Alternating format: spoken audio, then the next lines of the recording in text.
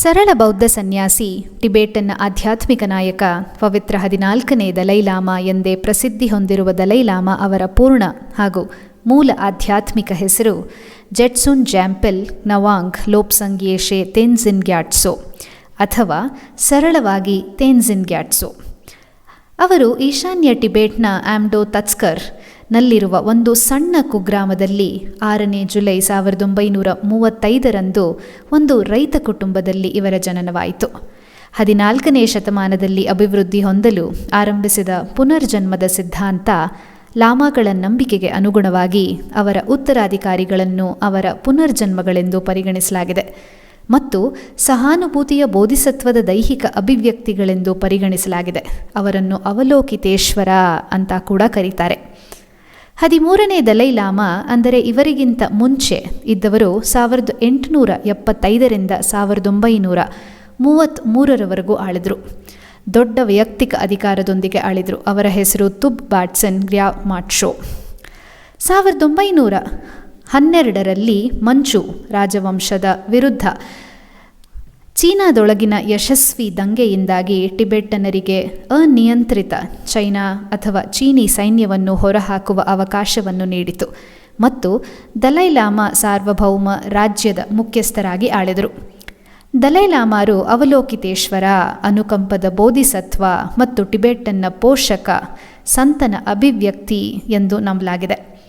ಬೋಧಿಸತ್ವಗಳು ಅರಿತುಕೊಂಡ ಜ್ಞಾನವುಳ್ಳ ಜೀವಿಗಳಾಗಿದ್ದು ಬುದ್ಧಿವಂತಿಕೆಯನ್ನು, ಜ್ಞಾನವನ್ನು ಹಾಗೂ ದೈವಿಕತೆಯನ್ನು ಸಾಧಿಸುವ ಬಯಕೆಯಿಂದ ಸ್ಫೂರ್ತಿ ಪಡೆದಿರುತ್ತಾರೆ. ಅವರ ಮಾನವೀಯತೆಗೆ ಸಹಾಯ ಮಾಡಲು ಜಗತ್ತಿನಲ್ಲಿ ಮರುಜನ್ಮ ಪಡೆಯುತ್ತಾರೆ ಎಂಬ ಪ್ರಬಲ ನಂಬಿಕೆ ಈ ಸಮುದಾಯಕ್ಕೆ ಪ್ರತಿಜ್ಞೆ ಕೊಟ್ಟಂಥ ಒಂದು ವಿಶ್ವಾಸ. 6ನೇ ವಯಸ್ಸಿಗೆ ಟಿಬೆಟ್ನಲ್ಲಿ ಸನ್ಯಾಸಿಯ ಆಧ್ಯಾತ್ಮಿಕ ಮತ್ತು ಧಾರ್ಮಿಕ ಶಿಕ್ಷಣ ಆರಂಭವಾಯಿತು. ನಿಮಗೆ ಆಶ್ಚರ್ಯವಾಗಬಹುದು, ಇವತ್ತಿಗೂ ಈ ಶಿಕ್ಷಣ ನಳಂದ ಸಂಪ್ರದಾಯದಿಂದ ಪಡೆದ ಪಠ್ಯಕ್ರಮ. ಯಾವ್ಯಾವ ವಿಷಯಗಳ ಬಗ್ಗೆ ಚಿಕ್ಕಂದಿನಿಂದಲೇ ಕಲಿತಾರೆ ಗೊತ್ತೇ? ತರ್ಕ, ಲಲಿತಕಲೆಗಳು, ಸಂಸ್ಕೃತ ವ್ಯಾಕರಣ, ಔಷಧ ಜ್ಞಾನಗಳು ಇದರಲ್ಲಿ ಸೇರ್ಕೊಳ್ಳುತ್ತವೆ. ಅದರ ಜೊತೆಗೆ ಬೌದ್ಧ ತತ್ವಶಾಸ್ತ್ರಕ್ಕೆ ಬಹಳ ಹೆಚ್ಚಿನ ಒತ್ತು ನೀಡಲಾಗಿದೆ. ಈ ವಿಷಯಗಳನ್ನು ಇನ್ನೂ 5 ವರ್ಗಗಳಾಗಿ ವಿಂಗಡಿಸಬಹುದು. ಪ್ರಜ್ಞಾಪರಮಿತ ಅಂದರೆ ಬುದ್ಧಿವಂತಿಕೆಯ ಪರಿಪೂರ್ಣತೆ, ಮಾಧ್ಯಮಿಕ ಮಧ್ಯಮ ಮಾರ್ಗದ ತತ್ವಶಾಸ್ತ್ರ, ವಿನಯ ಮಠದ ಶಿಸ್ತಿನ ನಿಯಮ, ಅಭಿಧರ್ಮ ಆಧ್ಯಾತ್ಮ ಮತ್ತು ಪ್ರಮಾಣ, ತರ್ಕ ಮತ್ತು ಜ್ಞಾನಶಾಸ್ತ್ರ. ಇನ್ನು 5 ಸಣ್ಣ ವಿಷಯಗಳಲ್ಲಿ ಕಾವ್ಯ, ನಾಟಕ, ಜ್ಯೋತಿಷ್ಯ, ಸಂಯೋಜನೆ ಮತ್ತು ಸಮಾನಾರ್ಥಕ ಪದಗಳು ಸೇರ್ಕೊಳ್ಳುತ್ತವೆ. ಇವಿಷ್ಟು ಬೌದ್ಧ ಧರ್ಮದ ನಳಂದ ಸಂಪ್ರದಾಯದಿಂದ ನಡೆದು ಬಂದಿರುವ ಶಿಕ್ಷಣ ಪದ್ಧತಿ. His Holiness began his monastic education at the age of 6. The curriculum derived from the Nalanda tradition, consisting of 5 major and 5 minor subjects. The major subjects included logic, fine arts, Sanskrit grammar, and medicine. But the greatest emphasis was given to the Buddhist philosophy, which was further divided into 5 more categories. They are Prajnaparamita, the perfection of wisdom; Madhyamika, the philosophy of the middle way; Vinaya, the canon of monastic discipline; Abhidharma, the metaphysics; and the Pramana, that is logic and epistemology. The 5 minor subjects included poetry, drama, astrology, composition, and synonyms. ಈ ಶಿಕ್ಷಣದ ಪೂರ್ಣತೆ ಎನ್ನುವುದಾದರೆ ಅವರ 23ನೇ ವಯಸ್ಸಿಗೆ 1959ರಲ್ಲಿ ವಾರ್ಷಿಕ ಮಹಾನ್ ಪ್ರಾರ್ಥನೆಯ ಉತ್ಸವದ ಸಮಯದಲ್ಲಿ ಲಾಸಾದ ಜೋಖಾಂಗ್ ದೇವಸ್ಥಾನದಲ್ಲಿ ಅವರ ಅಂತಿಮ ಪರೀಕ್ಷೆ ನಡೆಯಿತು. ಅವರು ಅಪ್ರತಿಮ ಜ್ಞಾನ ಗೌರವಗಳೊಂದಿಗೆ ಉತ್ತೀರ್ಣರಾದರು ಮತ್ತು ಬೌದ್ಧ ತತ್ವಶಾಸ್ತ್ರದಲ್ಲಿ ಅತ್ಯುನ್ನತ ಡಾಕ್ಟರೇಟ್ಗೆ ಸಮಾನವಾದ ಗೇಶೆ ಲಾರಂಪಾ ಪದವಿಯನ್ನು ಪಡೆದರು. At the age of 23, His Holiness sat for his final examination in Lhasa's Jokhang Temple during the annual Great Prayer Festival in 1959. He passed with honors and was awarded the Geshe Larampa degree, which is equivalent to the highest doctorate in Buddhist philosophy.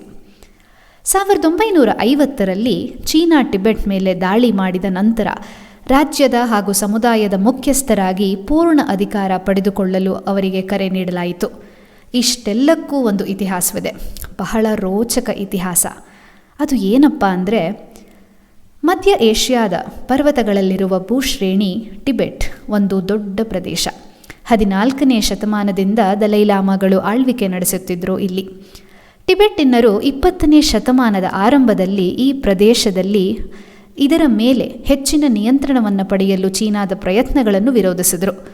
ಮತ್ತು 1911 ಹಾಗೂ 12ರಲ್ಲಿ ಚೀನಿ ಕ್ರಾಂತಿಯ ಸಮಯದಲ್ಲಿ ಟಿಬೆಟ್ಟಿನರು ಚೀನಾದ ಅಧಿಕಾರಿಗಳು ಮತ್ತು ನಾಗರಿಕರನ್ನು ಹೊರಹಾಕಿದರು ಮತ್ತು ಔಪಚಾರಿಕವಾಗಿ ತಮ್ಮ ಸ್ವಾತಂತ್ರ್ಯವನ್ನು ಘೋಷಿಸಿಬಿಟ್ರು. ಅಕ್ಟೋಬರ್ 1950ರಲ್ಲಿ ಚೀನಿ ಕಮ್ಯುನಿಸ್ಟ್ ಪಡೆಗಳು ಟಿಬೆಟ್ನ ಮೇಲೆ ಆಕ್ರಮಣ ಮಾಡಿ ಆ ದೇಶದ ಕಳಪೆ ಸುಸಜ್ಜಿತ ಸೈನ್ಯವನ್ನು ತ್ವರಿತವಾಗಿ ವಶಪಡಿಸ್ಕೊಂಡ್ಬಿಟ್ವು. ಯುವ ದಲೈಲಾಮಾ ಬೆಂಬಲಕ್ಕಾಗಿ ವಿಶ್ವಸಂಸ್ಥೆಗೆ ಮನವಿ ಮಾಡಿಕೊಂಡ್ರೂ ಸಹ ಅವರ ಬೇಡಿಕೆಯನ್ನು ಯಾರೂ ಪರಿಗಣಿಸಲಿಲ್ಲ. 1951ರಲ್ಲಿ ಟಿಬೆಟಿಯನ್ ಹಾಗೂ ಚೈನೀಸ್ ಶಾಂತಿ ಒಪ್ಪಂದಕ್ಕೆ ಸಹಿ ಹಾಕಲಾಯಿತು. ಇದರಲ್ಲಿ ಅವರ ರಾಷ್ಟ್ರವು ಚೀನಾದ ರಾಷ್ಟ್ರೀಯ ಸ್ವಾಯತ್ತ ಪ್ರದೇಶವಾಯಿತು. ಇದು ದಲೈಲಾಮಾ ಆಳ್ವಿಕೆಯಲ್ಲಿತ್ತು, ಆದರೆ ವಾಸ್ತವವಾಗಿ ಚೀನಾದ ಕಮ್ಯುನಿಸ್ಟ್ ಆಯೋಗದ ನಿಯಂತ್ರಣದಲ್ಲೇ ಇತ್ತು. ಟಿಬೆಟ್ನ ಅತ್ಯಂತ ಧಾರ್ಮಿಕ ಜನರು ಕಮ್ಯುನಿಸ್ಟ್ ಚೀನಾದ ಧಾರ್ಮಿಕ ವಿರೋಧಿ ಕಾನೂನಿನ ಅಡಿಯಲ್ಲಿ ಬಳಲುತ್ತಿದ್ದರು. ಯಾವುದೇ ಒಪ್ಪಂದ ಕೆಲಸ ಮಾಡಲಿಲ್ಲ. ಅಶಾಂತಿ, ಅವಮಾನ, ತೇಜೋವಧೆ ಎಲ್ಲವೂ ಹೆಚ್ಚಾಯಿತು. ಹಾಗಾಗಿ ದಲೈಲಾಮಾ ಅವರು ಭಾರತಕ್ಕೆ 1959ರಲ್ಲಿ ವಲಸೆ ಬಂದರು. ಹಿಮಾಚಲ ಪ್ರದೇಶದ ಧರ್ಮಶಾಲಾದಲ್ಲಿ ಗಡಿಪಾರು ಸರ್ಕಾರ ನಿರ್ಮಿಸಿ ಅಲ್ಲಿಯೇ ವಾಸಿಸುತ್ತಿದ್ದಾರೆ ಆಗ್ನಿಂದ.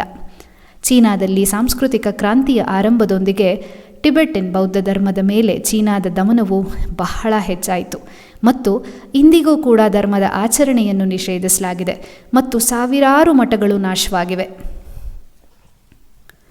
Tibet, a large region situated in the plateaus of mountains of Central Asia, had been ruled by Dalai Lamas since 14th century. Tibetans resisted the efforts by China to gain greater control over the region in the early 20th century. And during the Chinese Revolution of 1911 and 12, the Tibetans expelled Chinese officials and civilians and formally declared their independence.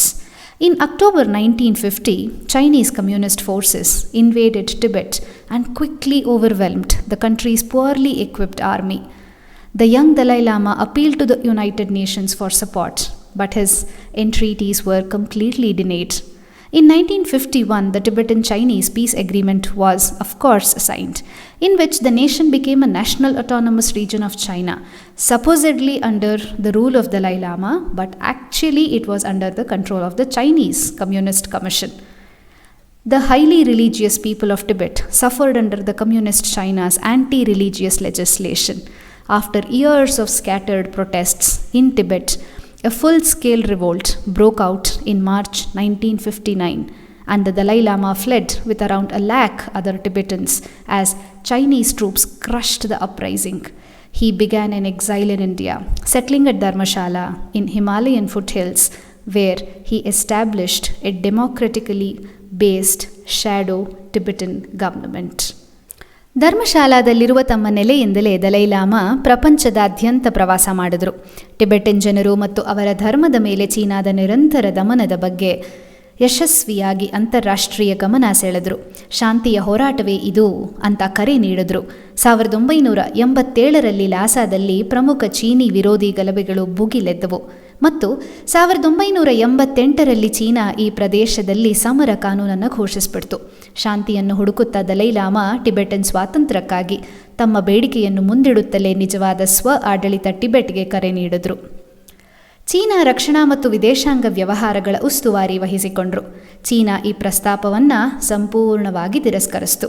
ಮುಂದಿನ ವರ್ಷ ಅಂದರೆ 1989ರಲ್ಲಿ ಅವರ ಶಾಂತಿಯ ಹೋರಾಟಕ್ಕಾಗಿ Dalai Lama ಅವರಿಗೆ Nobel ಶಾಂತಿ ಪ್ರಶಸ್ತಿ ಪುರಸ್ಕೃತವಾಯಿತು ಮತ್ತು 2006ರಲ್ಲಿ US Congress ಚಿನ್ನದ ಪದಕ ನೀಡಲಾಯಿತು.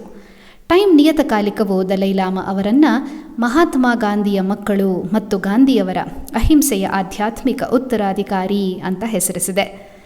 ಇನ್ನು 2015ರಲ್ಲಿ ಅಂದರೆ 80 ವರ್ಷ ವಯಸ್ಸಾಗಿದ್ದರೂ ಕೂಡ ಅವರು ಬಿಡುವಿಲ್ಲದೆ ಅಂತಾರಾಷ್ಟ್ರೀಯ ಉಪನ್ಯಾಸ ಮತ್ತು ಬೋಧನೆಗಳು, ಸಾರ್ವಜನಿಕ ಮಾತುಕತೆಗಳು, ಸಮ್ಮೇಳನಗಳು, ಸಂದರ್ಶನಗಳು, ಸಂವಾದಗಳಿಗೆ ಹಾಜರಾಗ್ತಾರೆ.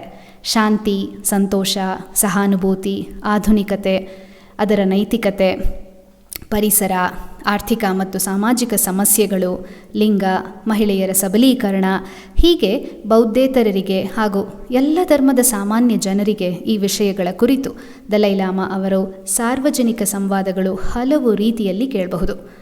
ಅವರ ಆತ್ಮಕಥೆ ಫ್ರೀಡಮ್ ಇನ್ ಎಕ್ಸೈಲ್ 1990ರಲ್ಲಿ ಪ್ರಕಟವಾಯಿತು. ದಲೈಲಾಮಾ ಬೌದ್ಧ ಧರ್ಮದ ಕುರಿತು ಹಲವಾರು ಪುಸ್ತಕಗಳಿಗೆ ಲೇಖಕರಾಗಿದ್ದಾರೆ.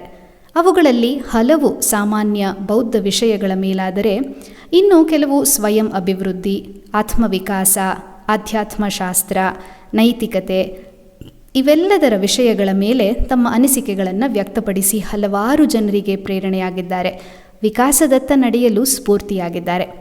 ಅವರ ಪ್ರಸಿದ್ಧ ಪುಸ್ತಕಗಳು ಅನ್ನೋದಾಯಿತು ಅಂದರೆ a book of joy, the art of happiness, my spiritual journey, my land and my people, how to practise, ethics for the new millennium, the wisdom of forgiveness, the universe in a single atom ಇವೆಲ್ಲ ಅವರ ಪ್ರಸಿದ್ಧ ಪುಸ್ತಕಗಳು.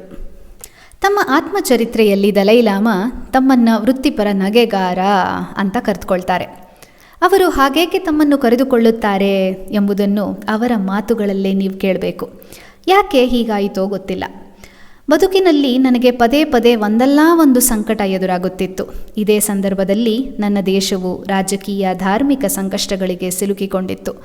ಸಾಕಪ್ಪ ಈ ಬದುಕು ಎನ್ನಿಸುವಂಥ ಕ್ಷಣಗಳು. ಅಂಥ ಸಂಕಟ ಸಂದರ್ಭದಲ್ಲಿಯೂ ನಾನು ನಗುನಗುತ್ತಾ ಬದುಕುತ್ತಿದ್ದೆ. ನನ್ನ ಅನುಭವದ ಪ್ರಕಾರ ಹೇಳುವುದಾದರೆ ಪ್ರತಿಯೊಂದು ಸಂದರ್ಭದಲ್ಲೂ ನಾವು ಧನಾತ್ಮಕವಾಗಿಯೇ ಯೋಚಿಸಲು ಮುಂದಾಗಬೇಕು. ಒಂದು ಸಂಕಟ ಎದುರಾದಾಗ ಓಹ್ ಬದುಕಿನ್ನು ಮುಗದೇ ಹೋಯಿತು ಎಂದುಕೊಳ್ಳುವ ಬದಲು ಈ ಕಷ್ಟವನ್ನು ಎದುರಿಸುವ ನೆಪದಲ್ಲಿ ನಾವು ಏನೆಲ್ಲ ಪಾಠ ಕಲಿಬಹುದು ಅಂತ ಯೋಚಿಸಿದ್ರೆ ಅಷ್ಟರ ಮಟ್ಟಿಗೆ ನಮ್ಮ ಭಯ ಕಡಿಮೆಯಾಗತ್ತೆ. ಬಾಳ ಹಾದಿಯಲ್ಲಿ ನಾನು ಈ ಮಾರ್ಗವನ್ನೇ ಅನುಸರಿಸಿದೆ. ಪ್ರತಿ ಕ್ಷಣವನ್ನು ಶಾಂತಿಯಿಂದಲೇ ಎದುರುಗೊಂಡೆ. ಸದಾ ನಗುತ್ತಿರು, ಎಂಥ ಸಂದರ್ಭದಲ್ಲೂ ಎದೆಗುಂದದಿರು, ಒಳ್ಳೆಯತನಕ್ಕೆ ಎಂದೆಂದಿಗೂ ಜಯ ಎಂಬ ಮಾತಿನಲ್ಲಿ ನಂಬಿಕೆ ಇಡು ಎಂಬ ಬೌದ್ಧ ಧರ್ಮದ ತತ್ವ ಹಾಗೂ ಬಾಲ್ಯದಲ್ಲಿ ದೊರೆತ ಅನುಭವವೇ ನನ್ನ ಇಂದಿನ ಶಾಂತ ಮನೋಭಾವಕ್ಕೆ ಕಾರಣ ಎಂಬುದು ನನ್ನ ಪ್ರಾಮಾಣಿಕ ಅನಿಸಿಕೆ. ಎಲ್ಲರಿಗೂ ಗೊತ್ತಿರುವಂತೆ 50 ವರ್ಷಕ್ಕೂ ಹೆಚ್ಚು ಕಾಲದಿಂದ ನನಗೆ ವಾಸಕ್ಕೊಂದು ಮನೆಯಿಲ್ಲ. ನನ್ನ ದೇಶದೊಳಗೆ ಪ್ರವೇಶವಿಲ್ಲ. ನಿಜ ಹೇಳ್ತೇನೆ, ಇದು ಒಂದು ಕೊರತೆ ಅಂತ ನನಗೆ ಯಾವತ್ತೂ ಖಂಡಿತ ಅನಿಸಿಲ್ಲ. ಇವೆಲ್ಲದರ ಮಧ್ಯೆಯೂ ಒಮ್ಮೆ ಹಿಂತಿರುಗಿ ನೋಡಿದರೆ ನನ್ನದು ನತದೃಷ್ಟ ಬದುಕು ಎಂಬ ಭಾವ ನನ್ನನ್ನು ಒಮ್ಮೊಮ್ಮೆ ಕಾಡುತ್ತದೆ. ಆದರೆ ಅಂಥ ಸಂದರ್ಭದಲ್ಲೆಲ್ಲ ನನ್ನನ್ನು ನಾನೇ ಸಮಾಧಾನ ಪಡಿಸಿಕೊಳ್ಳುತ್ತೇನೆ. ಗೃಹ ಬಂಧನವಿಲ್ಲ, ಹೀಗೇ ಬದುಕಬೇಕು ಎಂಬ ಶಿಷ್ಟಾಚಾರದ ಹಂಗಿಲ್ಲ, ಇಂಥ ಕಡೆಯೇ ಅಡ್ಡಾಡಬೇಕು ಎಂಬ ನಿರ್ಬಂಧವೂ ಇಲ್ಲ. ಹಾಗಾಗಿ ಈ ಬದುಕಲ್ಲೂ ಒಂದು ಸ್ವಾರಸ್ಯವಿದೆ, ಸಂಭ್ರಮವಿದೆ ಅಂತ ಅಂದ್ಕೊಳ್ತೇನೆ. ಇಂಥದ್ದೊಂದು ಭಾವ ಜೊತೆಯಾದ ಕೂಡಲೇ ಮನಸ್ಸು ಹಗುರಾಗುತ್ತದೆ, ಮೊಗದಲ್ಲಿ ನಗೆಯ ಹೂ ಅರಳುತ್ತದೆ. ಇದು ದಲೈಲಾಮಾರ ಅನಿಸಿಕೆ. ಇದು ದಲೈಲಾಮಾರ ಜೀವನ ಕತೆ. ಟಿಬೆಟ್ನಲ್ಲಿ ಜನಿಸಿದರೂ ಭಾರತ ತಮಗೆ ನೆಲೆಕೊಟ್ಟ ದೇಶ ಎಂಬ ವಿಶ್ವಾಸಪೂರ್ವಕ ಹೇಳಿಕೆಯೊಂದಿಗೆ ಬದುಕುತ್ತಿದ್ದಾರೆ ದಲೈಲಾಮಾ ಅವರು. ಹೀಗಾಗಿ ಭಾರತದ ನೊಬೆಲ್ ಪ್ರಶಸ್ತಿ ವಿಜೇತರ ಅಂಕಣದಲ್ಲಿ ಇವರ ಆತ್ಮಕಥನ ಹೇಳುವಂತಾಯಿತು. ನಿಮ್ಮೆಲ್ಲರಿಗೂ ಇದು ಇಷ್ಟವಾಗಿದೆ ಎನ್ನುವ ಭರವಸೆ ಹಾಗೂ ನಂಬಿಕೆಯೊಂದಿಗೆ ಮತ್ತೊಂದು ಹೊಸ ಅಂಕಣ ಇನ್ನು ಕೆಲವೇ ದಿನಗಳಲ್ಲಿ ನಿಮ್ಮನ್ನು ತಲುಪಲಿದೆ. ನಮ್ಮ ಚಾನೆಲ್ಗೆ ಸಬ್ಸ್ಕ್ರೈಬ್ ಮಾಡಲು ಮರೆತಿಲ್ಲ ಎನ್ನುವ ನಂಬಿಕೆಯೊಂದಿಗೆ ಮತ್ತೊಂದು ಪ್ರೇರಣಾತ್ಮಕ ಅಂಕಣದ ಪರಿಚಯ ಅತಿ ಶೀಘ್ರದಲ್ಲಿ. ನಮಸ್ಕಾರ.